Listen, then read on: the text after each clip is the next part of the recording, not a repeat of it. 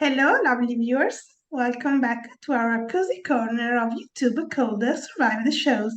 Today we are joined by an amazing guest, Lisa Marie DiGiacinto, who portrays Detective Rogers in the upcoming Lifetime movie Abducted by My Teacher, the Elizabeth Thomas story. Welcome and thank you for being here today. Hi, thanks so much for having me. And let's begin. Can you tell us a little bit about your character in the movie?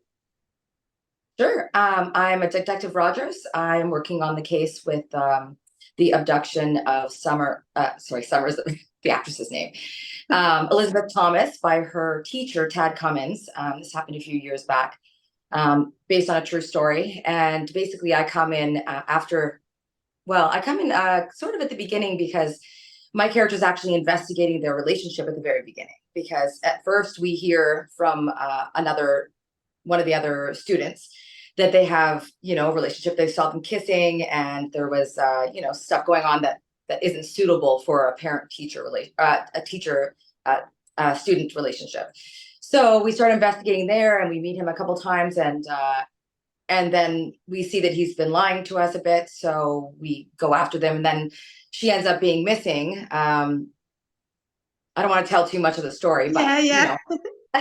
obviously we end up, yeah, well, I don't want to tell you too much more, but my character's, exactly that. She is, cares very much for this poor child who's been, not just abducted, but groomed and severely taken advantage of.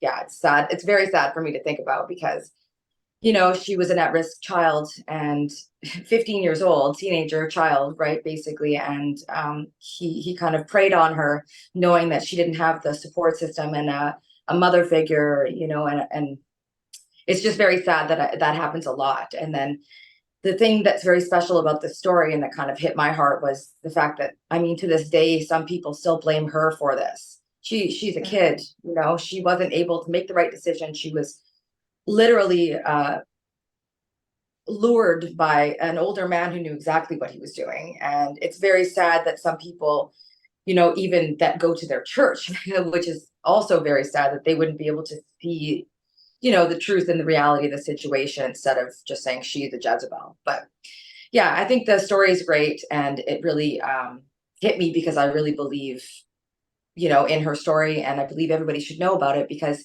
it's not black and white. And she was 15, so a lot of people did believe it was her fault, and she did do things kind of out of free will, but she was very much manipulated. And it's kind of like when people join cults, and they get brainwashed. This is what he did to her, and she wasn't knowledgeable or old enough to understand that this was not appropriate. I mean, I'm sure she did feel that it was inappropriate, but also she didn't understand, she thought he loved her and that he cared about her and he was there for her, and she was at risk because she needed that from an adult figure. So yeah, it was a great role. Yeah. And yeah, I really loved my character. She was very supportive, and definitely wanted to make sure that he was caught and never did this again to anybody. Yeah. And what initially attracted you to the role, this story? To this, oh, just everything I said. Like Yeah, I think yeah, it's so, I think it happens a lot. I think a lot of the times the teenagers or children basically are blamed.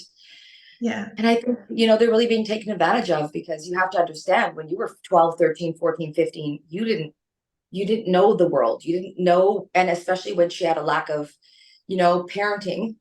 So she had to teach herself these things. And she also, I mean, not just that, she was homeschooled. So she had a lack of socialization in general, So yeah, I think it happens a lot, and I think we don't know about it, and it's really important to get it out there. And that's why I love doing these Lifetime movies, because they're all such great stories.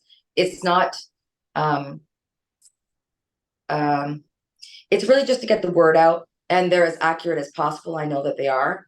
Um, and I think it's really important for, the general public to really understand from the yeah, victim side. yeah, I agree. Mhm. And what do you think makes the action in the movie so special and captivating? makes the which, like the The direction, the action, the action, the story. the story. Um, when I read it, I felt all the emotions. I felt all the emotions. Yeah. I felt sad. I felt angry. Like I was angry a lot of the time when I was reading the script before I even saw it. I had like in preparation, I always Google because it's a true story. So I was able to Google and see, a little bit more about the story. But reading the script and understanding a little bit more of maybe how it actually happened and just the manipulation and the grooming and the just taking things too far. And Michael's a phenomenal actor. He was so great. He's such a kind man too, and just such a good person. Um, you know, and he portrayed it very well. I'm sure you guys will see when it airs. I think tomorrow, the 12th. Great. Anyways, I Fantastic. think that all that, like the acting, the direction, the cinematography is excellent. Greg, he was a cinematographer. I've worked on him on the last couple of shows as well, and he's excellent. You'll find that it's not like, not like a lot of the made for TV movies. It's very cinematic. And Sean, the director, does his own features, and he's excellent too. And it was very, everyone worked really well as a team. They've worked together before. The writing was excellent. The story itself is so important for people to know. And yeah, I guess even just the writing itself, because as I was reading it, I was like, no way. Oh my gosh. I was scared and like pissed off and upset. And I probably shed some tears. And then I was happy at the end, well, maybe not at the end. It was, at certain parts. And I was like, I can't believe that would happen. And just like, you'll see like all sides of the stories. And that's what I think is really, really special about the story. Great. And what was it like working with the rest of the cast on set? Awesome. It was the best. It was the best. Now there were some casts because I'm in Winnipeg and I've worked with some of these Winnipeg actors before. They're so good. You just like they're just diamonds in the rough. You wouldn't know, but there's been quite a bit of filming here lately, and so I've been able to work with some of the best actors in Winnipeg the last few shows I've been on, and it's been great to see people, and then also to work with new people. Like my partner in crime, Gabriel, he played the other detective, but he was excellent. We have made friends. I've made friends with everybody afterwards. And we're thinking about working on another project together if we can maybe develop a short film or something together. Everyone's very creative, gives their heart into it. Nobody has an ego. So it was just like wonderful. Summer is so in the moment too with her acting. Michael has so much experience. He's a famous guy. He's been working since he was probably 5 years old, right? He knows everybody in LA, all the famous, like I mean, God, he's extremely famous, right? You wouldn't know it by talking to him. He's such a kind, generous, giving person. And, just when we talk, it's just about normal things like, being positive and how to make it in the business or even so much as like just enjoy your life and be in the moment and hey, let's run some lines. And there's like zero ego. And that's the same thing with all of the other actors. And everybody was just in the moment. Robert, he played Detective Hammer, a detective FBI agent Hammer. He was excellent. And I worked with him on the last show that we did for Juliet's company. And excellent job again. 1-2 takes. He's got all his lines. Like everybody is just like, top notch. So it was, and it felt like a family because I had worked with some of the crew before, and it was just, it was such a good experience. Sean Linden, the director, was lovely. He was very good at directing. He was just, he's very direct at speaking. And he made me very comfortable, and he made everybody very comfortable. Some people had worked with him before. He knows exactly what he was doing. He's very confident. Same thing with Greg, the DOP, and all the rest of the crew. They were just, everybody was working as a team. Nobody was, pooping on each other or blaming people for things not working. It was just really like a lovely experience. And it's like I couldn't wait to get back to set, even if it was like 5 a.m. that I had to be there. I didn't care because I just wanted to be there with everybody. I could have Yes. spent. That's why I was like, let's make a series. It would be great. It's Yeah. great. And what was your favorite scene or moment while filming the movie?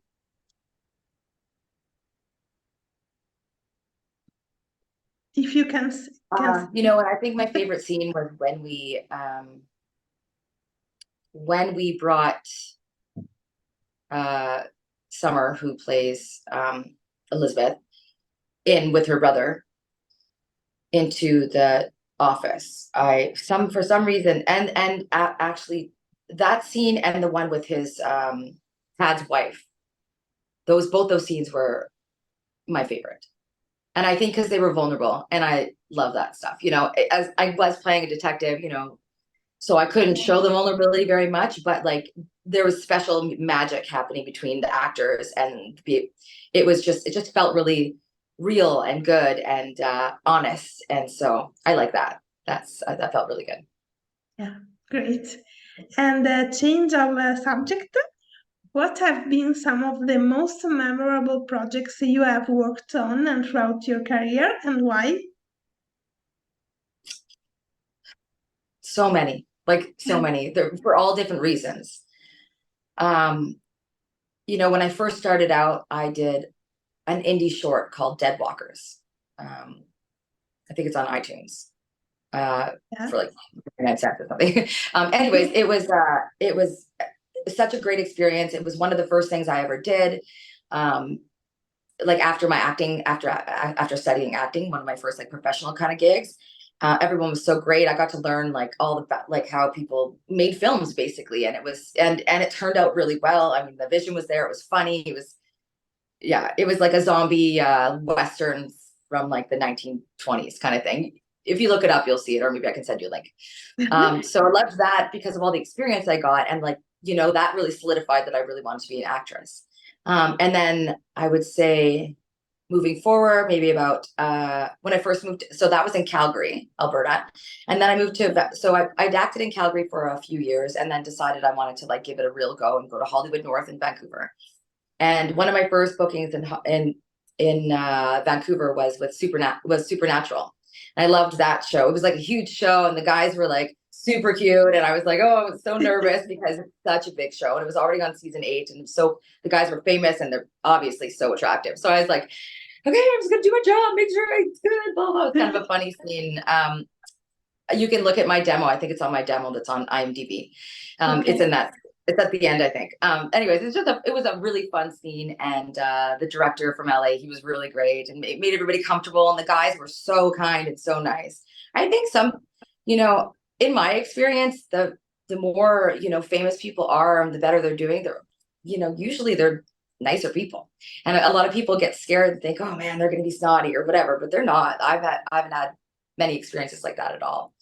And then I did a Hallmark movie where I got to play kind of a sassy reporter. I really loved that role because we filmed in Victoria, BC, and we at this place called the Bear Mountain Resort, a beautiful, beautiful resort with a huge golf course. And I felt like I really made it. Like I walked into my hotel because they put us up. Like I got to go on a plane from Vancouver, like the seaplane from Vancouver to Victoria, and then I walk in, and then the producer meets us, and we all have a meet and greet and dinner, and the night before, and we all meet each other, and everyone was so nice. And I get into my room, and I felt like Pretty Woman. I jumped on the bed, and I was like, yes, so nice. I mean, like the place that I got to stay at was like nicer than any apartment I ever actually lived in. So it was really nice at that time.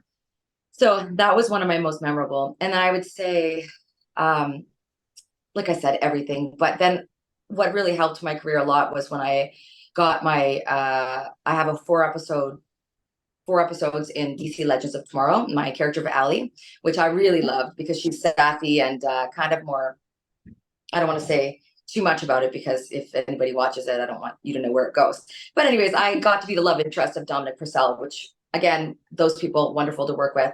What a great show to be on. And I didn't know when I was going to be written back in, or even if I was my character, but I got written back in, and then my agent would call me every few months, and they'd be like, they want you for another episode, and I'm like, yes. So that was a really great experience that I never had before, and I think it really helped propel my career a little bit and give me more opportunities because you kind of have to prove yourself, just like any other industry. It's a business, right? So they see that a big show wants to keep you for a couple episodes, then I think other people will be like, oh, okay, well, then maybe we should see her for a bigger role now, So I think that really helped.